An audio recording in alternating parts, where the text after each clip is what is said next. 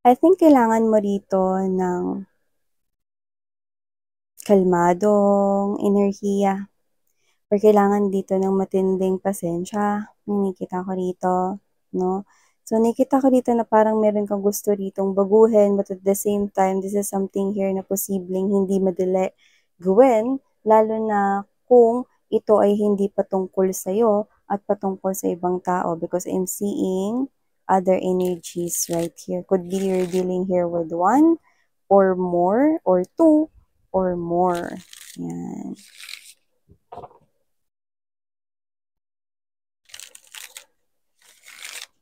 Yeah. Bakit gusto mo na parang mabago yung sitwasyon na yun? Because the energy that that person is giving out is the Emperor's energy. May pagmamatigas sa energy niya. Ang Emperor kasi pag sinabi niya, no? May sarili ang paniniwala. Kaya kahit na sabihan mo yan, nakablanko yung isip niyan. May block yan, may gate, may fence, no? Hindi ka basta-basta pakikinggan yan, no? Ang Emperor is matigas yung ulo.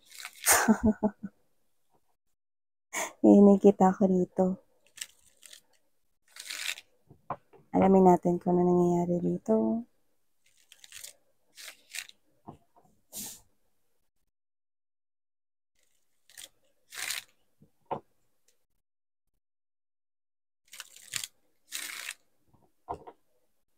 Okay.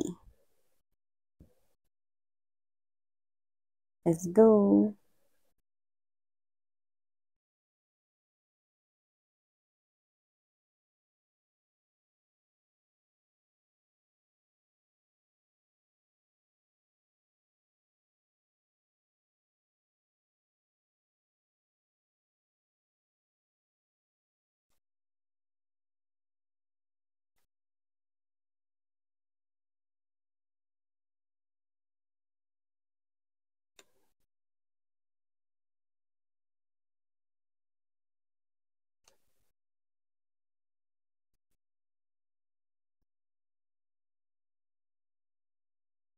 I agree. Hmm. Okay.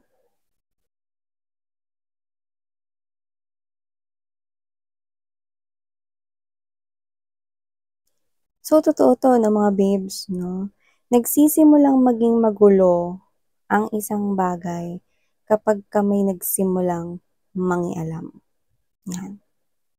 Nagsisimulang maging komplikado ang isang sitwasyon kapag may isang nakikisawsaw, nakikialam. Yan. Kahit hindi naman dapat na makisali or makisawsaw, yan. Sumasaw-saw. So, yun yung mga babes, no? Bago natin pag-usapan pa ito more, no? Let me just greet everybody. Hi and hello new subscribers. Ako po si Ian, welcome. At sa mga returning na mga viewers at mga supporters, thank you so much for your warm love at walang sawang pagtambay here. So kung hindi niyo pa knows, mayroon pa po tayong isa pang channel. So kung gusto niyo rin po na tumambay doon, welcome na welcome po kayo. But you know, just take only what resonates, no? So, wala rin po tayong gender dito. Babae, lalaki, LGBT, lahat kayo welcome.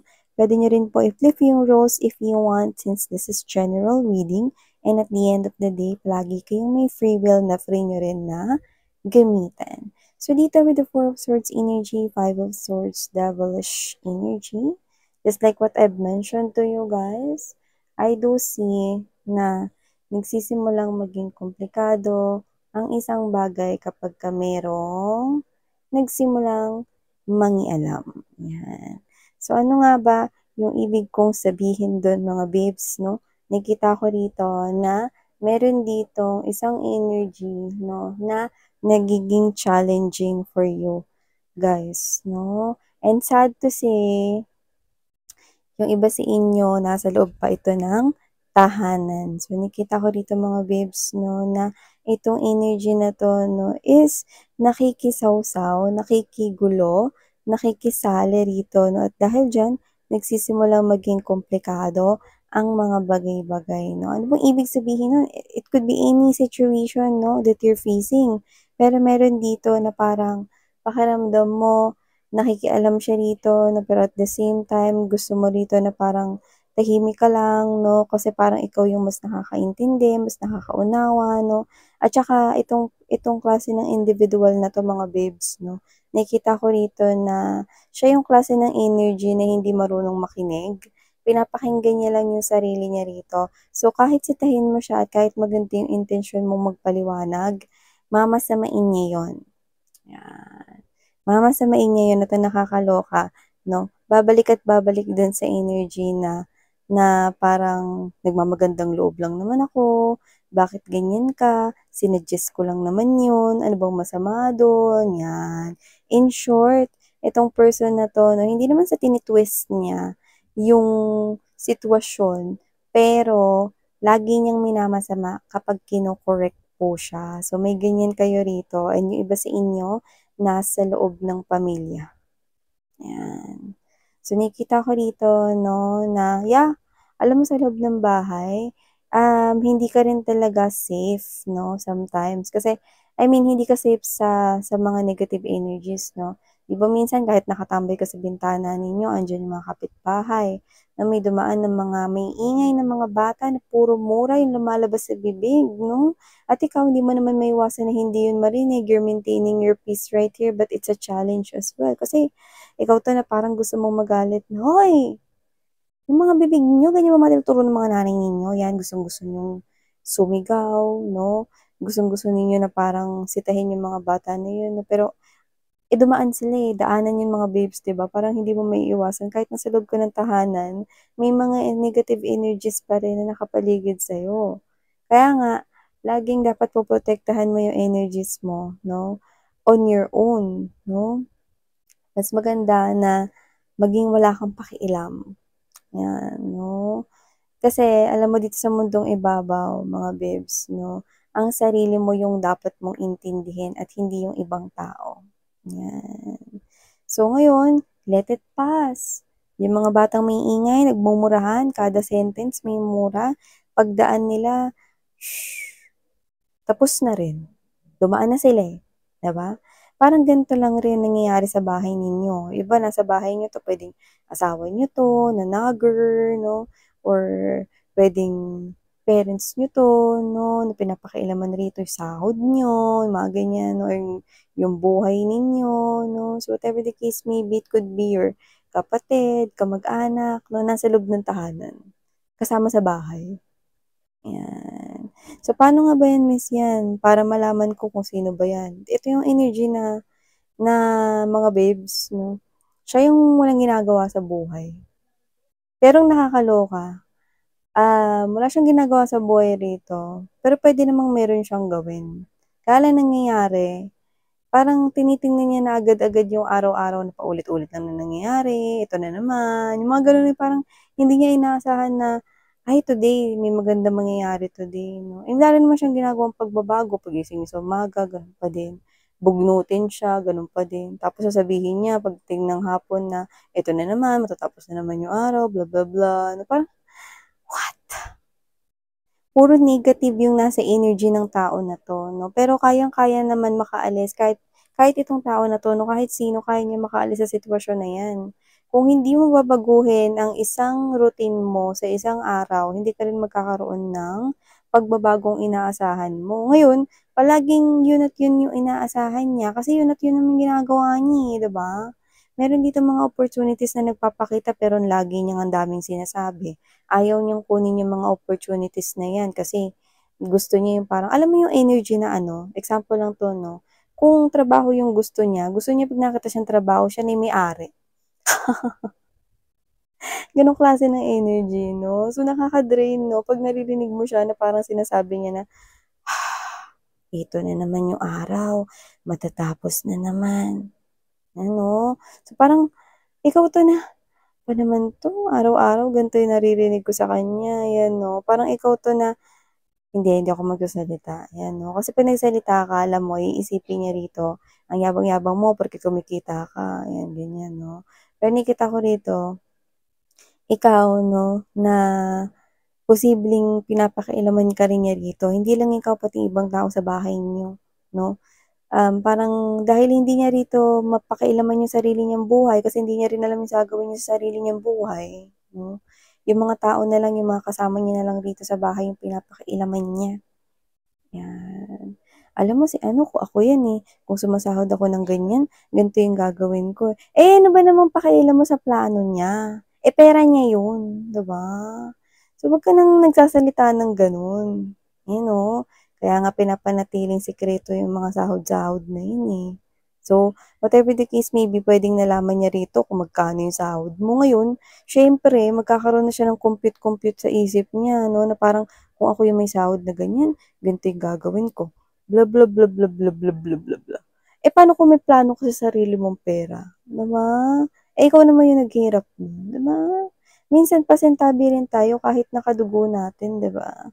Ingat-ingat rin sa mga sinasabi. Kasi hindi mo din alam kung ano yung gagawin niya sa pera niya eh, 'di ba? Mali mo naman in the future gagamitin niya yan sa mas malaking bagay. So, hindi ka puwedeng magganyan-ganyan. Tsaka puwedeng nakikita, alam mo puwedeng dito nakikita ko, hindi mo nga lang 'to basta pinapaambunan ng biyaya ng pera mo eh, baka nga pinapaulanan mo pa siya eh. Posibleng may binigay ka rin dito eh, na something na expensive or mahal. Tapos ganyan pa yung sinasabi niya kasi nabubugnot siya dito, wala siyang ginagawa. Eh, ba't kaya niya hindi i-try na may gawin, 'di ba? Tapos alam mo kasi ganito yan, eh, sa umaga pa lang 'pag sinimulan mo yung araw mo na, "Eto na naman yung magiging araw ko, matatapos na naman mamaya, paghapon na, gabi na naman ulit, matutulog na naman ako, paggising ko wala na naman akong gagawin." Eh, kung may gawin ka, 'di ba?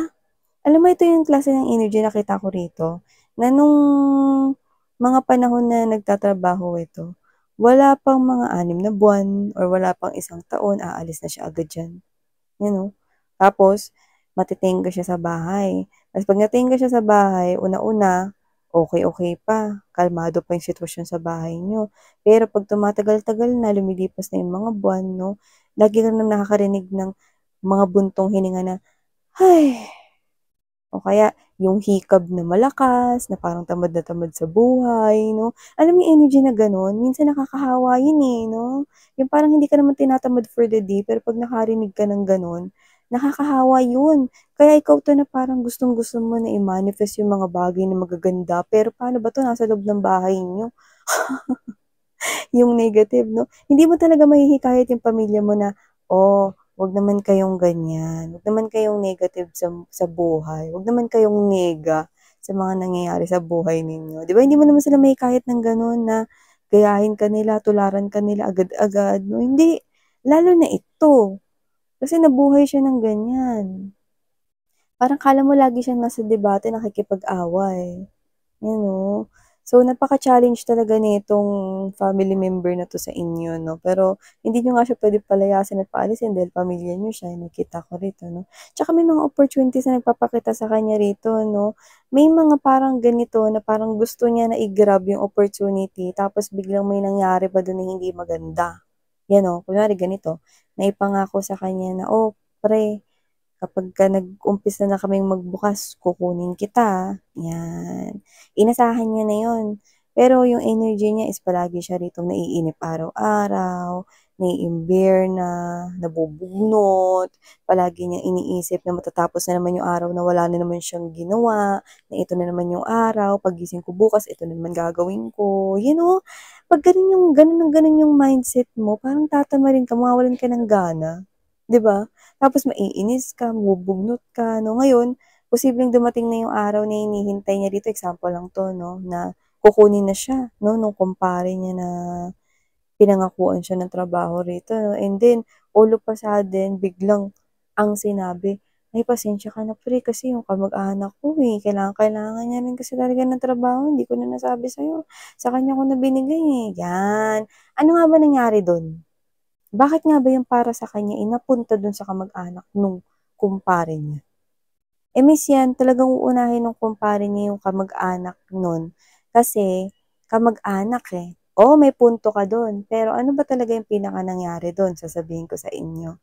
Kasi itong family member na ito ninyo, negative yung mga pinakita niyang energy tuloy-tuloy, araw-araw. Consistent siyang nagiging negative sa isip niya, 'no? Eh, yung negative na gini-give out mo kay universe 'no, yun din yung negative na nagba-bounce back at bumabalik sa'yo. Ngayon, yung kumpare niya na pinangakuan siya ng trabaho tapos kinuha yung kamag-anak bigla, tingin mo ba biglaan lang yun? Ay hindi, okey? May ibang nag-fill up dun sa energy na biyaya. Oo, ganun yun. Dapat yung biyaya na yun para sa family member niyo, 'di ba? Pero napunta sa iba. Bakit? Nagkataon lang? Hindi. Kasi mas nagpakita ng magandang positibong energy yung kamag-anak nung kumpare kaysa sa family member ninyo. Pero kung yung family member ninyo, no, or kasama ninyo sa tahanan, no, kung sino man yan, araw-araw tinitingnan niya yung mga bagay na sa paligid niya. Nagpapasalamat po ako sa pagkain ko ngayon, may almusal po ako kahit wala po akong trabaho, mga ganun, 'di ba? Parang, salamat po sa mainit na kape, salamat po sa wifi, nagwa-wifi po ako ng libre, salamat po sa paggamit ko ng tubig ng libre, salamat po sa mga nagagamit ko araw-araw. 'Di ba, ano ba naman yung magpasalamat ka, 'di ba? Salamat po gumising ako sa umaga, 'di ba? Salamat po kasi nakakatanggap ako ng ganitong mga bagay na hindi ako naglalabas ng pera, 'di ba? A little effort lang po yung ginagawa ko rito. Naglilinis lang ako ng konti sa bahay na 'to, pero yung nakukuha ko may libre akong wifi, may libre akong tubig, may libre akong kuryente, libre yung pagkain ko, sa sarap ng mga pagkain, may pamerienda pa, tapos tuwing may mga okasyon kasali pa po ako, 'yan 'no. Tuwing birthday ko binibigyan pa po ako, 'di ba? Ano ba naman yung magpasalamat ka? Eh, kung gano'n yung ginawa niya, eh, di sa kanya napunta, 'no? So, gano'n yun mga babes 'no, isa itong aral, may binibigay rin na aral 'tong family member ninyo, magpasalamat. Salamat po kasi po gumising ako ngayong umaga, salamat po kasi merong mainit na tubig at kape sa harapan ko para magising ako at magkaroon ng lakas na bumangon.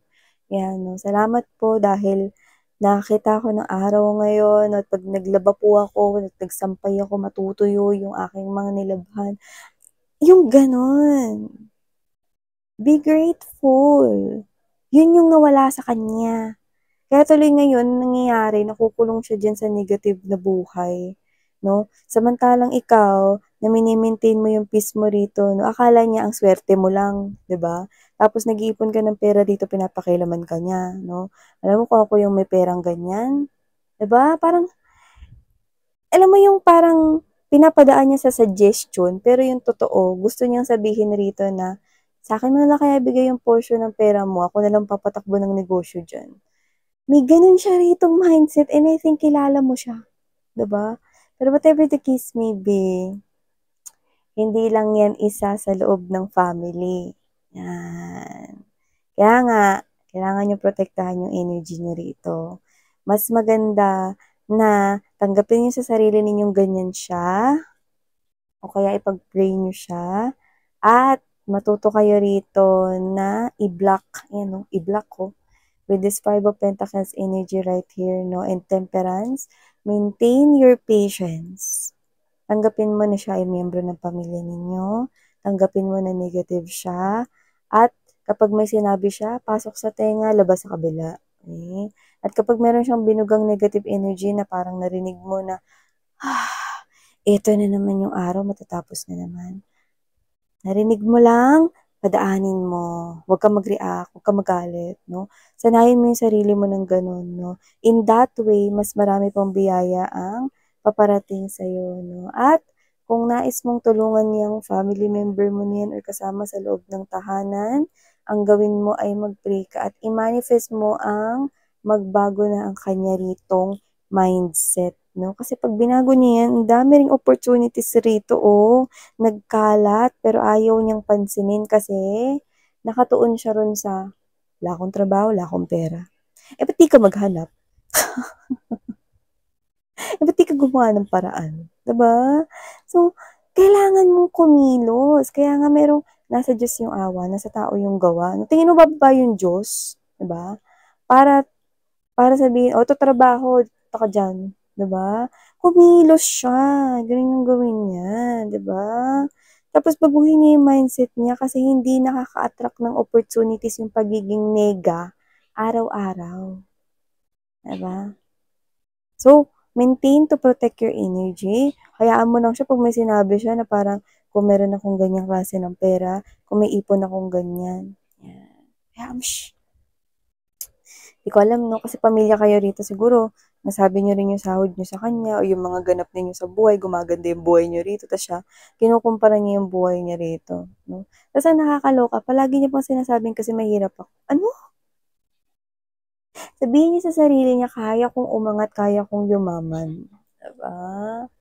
Pag ganun yung mindset mo na, kasi mahirap ako. Ayun, tinan mo, wala tuloy nangyayari sa buhay kapag puro ganyan yung iniisip. Diba?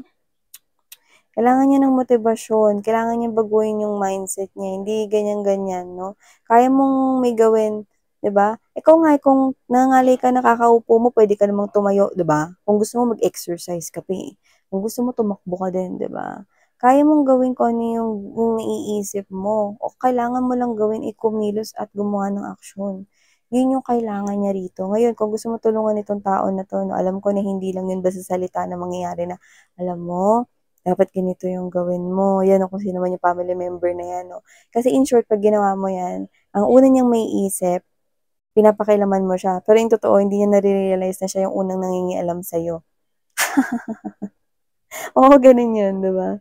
Kaya nakikita ko rito na mas maganda i-manifest mo na itong tao na to ay araw-araw maganda na yung iniisip niya. Positibo na siya. Nagpapasalamat na siya sa mga maliliit na bagay. Nang sa ganon, ma-attract niya rito yung mga opportunities nang umunlad naman yung buhay niya. Yan o. Kasi kung ganyan ang ganyan ang ganyan, matatapos yung buhay niya in this lifetime, no? At yun nga, no? Mangyayari nga na talagang sa dulo ng lifeline niya, ganun lang talaga yung nangyayari. Okay? Kaya nga lahat tayo may laya na baguhin yung buhay natin eh. Ganyan yung ginagawa niya sa buhay niya. Diba? Ay, go. So, yan yung nakikita ko rito mga babes, no? So, protect your energy kahit sa loob ng tahanan na hindi ligtas sa pagprotekta sa energy. Kaya naman, do whatever it takes, no? Kasi Empress energy is here. Mas may aangat pa yung buhay mo, mas ma-attract mo pa rito yung mga blessings in life. Pero ang challenge is, kailangan mo rito i-maintain yung pagiging positibo at huwag mahawa sa mga negative na enerhiya sa paligid mo. Yan. So, thank you so much and sarang hayo love and light. Ayan.